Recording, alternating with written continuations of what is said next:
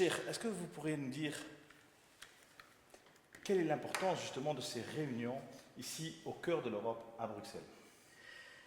N'oublions pas quand même que Bruxelles, c'est la capitale de la communauté européenne qui réunit plus de 28 pays.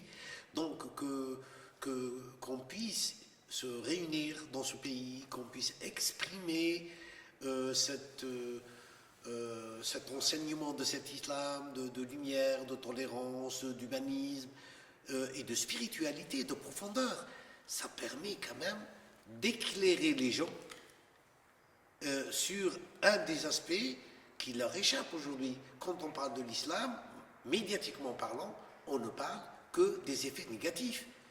Rares sont les émissions où on parle d'un islam spirituel, où on parle d'un islam civilisationnel, où on parle de la richesse de l'humanisme contenu dans cet islam qui a su transmettre le flambeau à la fois du savoir, des connaissances scientifiques, juridiques, philosophiques à l'Occident.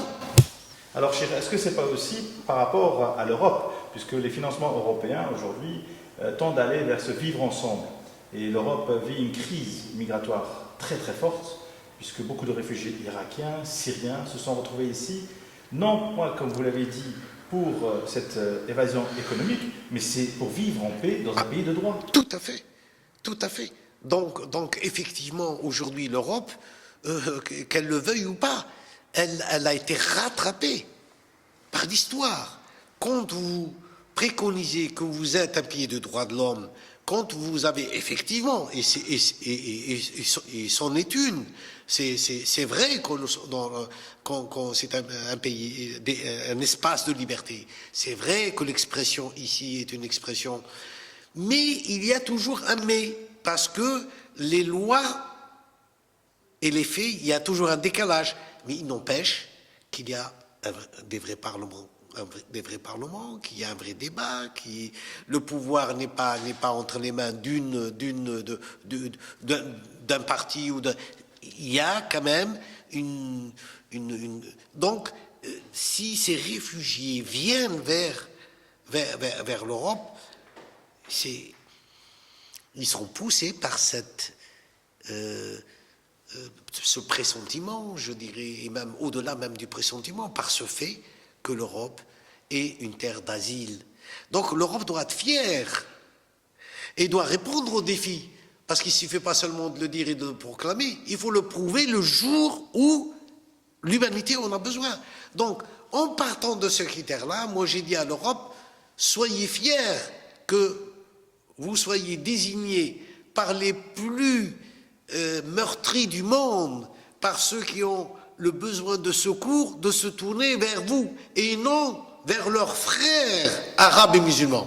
Alors, Cheikh, par rapport aux gens qui vous suivent, justement la communauté algérienne ici en Europe, est-ce que vous pourrez nous donner dans le prochain programme, vous avez parlé de 2 colloques qui vont se passer à Mostaganem, et puis un message, car nous, donc, ce programme est dédié aux Européens d'origine justement maghrébine, un message pour eux, est-ce qu'ils doivent s'impliquer politiquement, montrer leur humanisme, et est-ce que par l'économie, par l'intelligence, par l'enseignement, puisqu'on dit bien Iqra, oui. Est-ce que c'est ce mot-là qu'il faut vraiment... Oui, c'est le début de tout. L'éducation, c'est le début de tout. Je leur dis, éduquez vos enfants. Montrez-leur. D'abord, retrouvons ce trésor qu'on a perdu. Retrouvons le trésor de notre passé, de ce passé riche en humanisme, riche en spiritualité. Pourquoi aujourd'hui, nous prenons de la tradition musulmane qu'un petit pourcentage?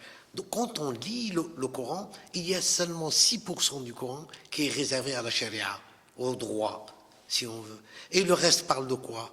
Il parle de quoi? Il parle de l'humanisme, il parle de la bonté, il parle de la rahma, l'incarnation du divin à travers la parole même coranique, cette parole vivante. Regardez même les versets, les ayats, les sourates du Coran, chaque sourate porte un nom. Et ce nom, c'est soit un nom d'un animal, soit le nom d'un astre, soit le nom bon, Shams, c'est le soleil. Al-Qamar, c'est le soleil. C'est des titres de Al-Baqarah. Al-Baqarah, la 2e sourate la plus grande du Coran, elle prend le nom de la vache. L'Ankabout, le Najm, C'est extraordinaire. Donc, toute la création est vivante. Ça veut dire que le Coran nous prépare à une contemplation, à nous ouvrir par la connaissance, mais aussi par le bel agir. Parce que connaître sans passer dans l'action.